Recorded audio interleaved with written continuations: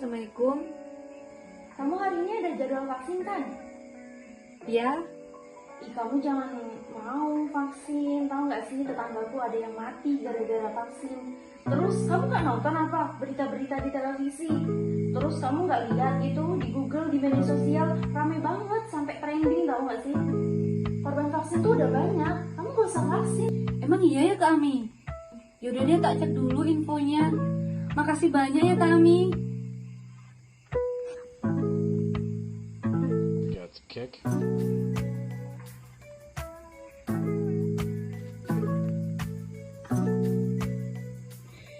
Iya tahu, bener banyak banget.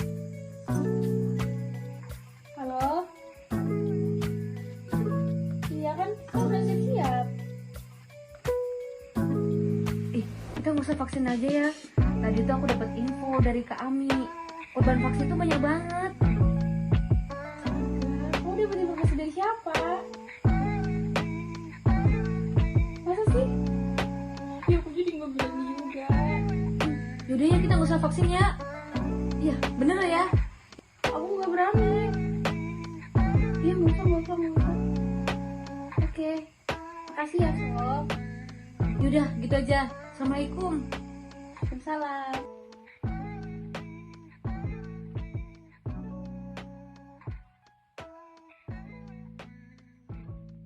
Salah satu hoax yang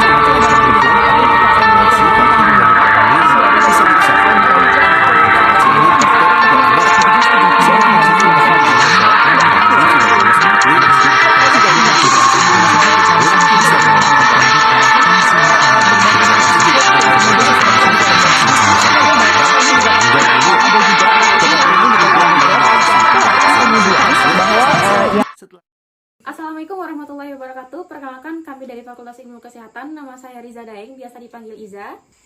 Nama saya Alami Nurhandarbeni, biasa dipanggil Ami. Saya Sofiana Wadani, biasa dipanggil Sofi.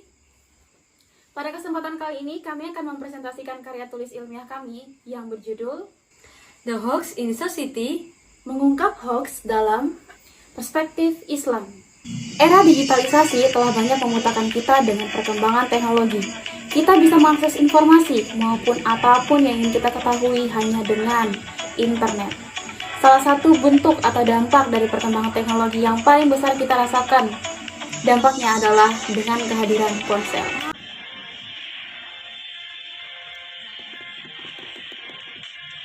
Berdasarkan data yang dipublikasikan oleh katadata.com melalui research yang dilakukan oleh Newzoo dan We Are Social, perusahaan asal Inggris yang bekerja sama dengan Hootsuite, pada periode Januari 2021 didapatkan bahwa lebih dari setengah populasi manusia di dunia atau sebesar 67% dengan presentasi angka 5,3 miliar adalah pengguna smartphone dan 4,2 miliar diantaranya adalah pengguna sosial media. 202,7,6 juta diantaranya adalah pengguna sosial media di Indonesia. Jadi, apa hubungannya media sosial dengan hoax? Survei yang kita dapatkan dari Badan Intelijen Negara atau BIN pada tahun 2018 hingga tahun 2020 didapatkan data sebesar hampir 60% berita yang dipublikasikan ke media merupakan hoax. Bukan salah jurnalis dan bukan juga salah si penyebar. Karena nyatanya masyarakat Indonesia lebih suka mengkonsumsi berita hoax. Apa buktinya? Coba kita lihat fenomena yang ada di negeri kita dengan media sosial yaitu WhatsApp. Karena WhatsApp sendiri ini sudah menjadi yang populer untuk berbagi informasi dan berita yang ada di sekitar kita. Teman-teman, agama kita sudah menyebutkan bahwa hoax ini termasuk tanda-tanda akhir zaman. Pada hari kiamat akan muncul para pendusta, maka berhati-hatilah terhadap mereka. Hadis riwayat Muslim. Sebagai seorang muslim, pedoman kita adalah Al-Quran dan As-Sunnah. Banyak sekali ayat-ayat yang telah menyebutkan tentang fenomena hoax ini. Seperti yang teman-teman lihat berikut ini. Sekalipun perkembangan teknologi membuat kita menjadi mudah membuat ataupun menyebarkan berita, namun Al-Quran telah menjelaskan agar kita berhati-hati dalam menyebarkan maupun membuat berita. Karena sesungguhnya apapun yang kita lakukan, baik penglihatan, pendengaran maupun apa yang kita rasakan, akan diminta pertanggungjawabannya oleh Allah Subhanahu wa taala. Hal ini berdasarkan Quran Surah Isra ayat 36. Berikut akan kami jelaskan secara rinci tentang ayat-ayat Al-Quran yang membahas mengenai hoax. Kami melampirkan 2 ayat yang bisa menjadi bahan pengingat sebelum kita menerima, membuat, dan menyebarkan berita-berita yang belum tentu kebenarannya. Seseorang yang membuat dan menyebarkan berita bohong atau hoax akan mendapatkan sanksi menurut hukum negara dan hukum agama. Dalam hukum negara kita, ada Undang-Undang ITE dengan pasal 28 ayat 1. Sedangkan dalam sanksi menurut agama, Rasulullah pernah bersabda yang diriwayatkan oleh Anas bin Malik bahwa beliau pernah melihat berbagai kaum yang dihukum dengan menggunakan gunting panas yang dipotong lidahnya berulang-ulang. Kemudian Rasul bertanya kepada Jibril, "Wahai Jibril, siapakah kaum itu?" Kemudian Jibril menjawab, "Merekalah orang-orang yang menyampaikan berita atau mengucapkan apa yang tidak mereka lakukan, serta mereka orang yang membaca kitabullah atau Al-Quran tetapi tidak mengamalkannya."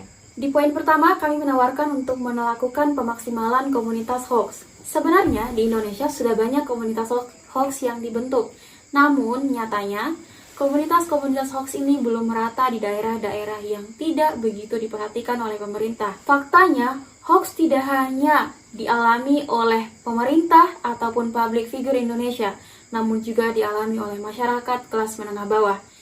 Berdasarkan survei yang kami dapat bahwa banyak kasus pembunuhan yang disebabkan karena hasutan, berita bohong atau hoax.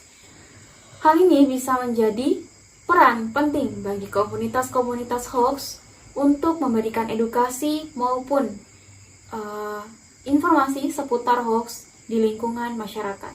Selanjutnya, gagasan kami yang kedua adalah portal hoax. Pembuatan portal hoax ini akan berfungsi sebagai media pelaporan berita-berita yang terindikasi hoax.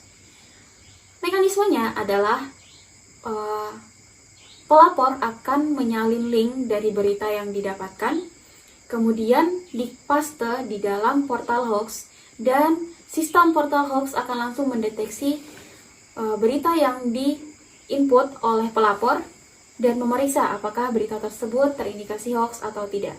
Diharapkan portal hoax ini dapat terbuka untuk umum agar seluruh masyarakat Indonesia dapat menggunakannya semaksimal mungkin. Gagasan yang ketiga adalah memaksimalkan kerjasama antara Kominfo dan komunitas-komunitas hoax. Karena komunitas-komunitas hoax ini selain berperan dalam pemberian edukasi di tengah-tengah masyarakat seputar hoax, mereka juga bisa membantu Kominfo dalam hal mengkoordinir dan mengontrol penyebaran berita hoax di seluruh Indonesia apabila penyebarannya dimaksimalkan seperti gagasan kami yang pertama. Dan yang terakhir adalah forum edukasi. Tentunya forum edukasi ini kalau bisa jangan hanya dilaksanakan atau diselenggarakan oleh komunitas-komunitas hoax, tapi juga dilaksanakan oleh lembaga-lembaga terkait dengan maksimal atau sesering mungkin. Dalam hal ini, yang saya maksud adalah Kominfo beserta jajarannya. Demikianlah presentasi kami mengenai gagasan yang kami lampirkan dalam karya tulis ilmiah dengan judul The Hoax in Society, mengungkap hoax dalam perspektif Islam. Terima kasih telah menyimak penyampaian dari kami. Kami undur diri. Wassalamualaikum warahmatullahi wabarakatuh.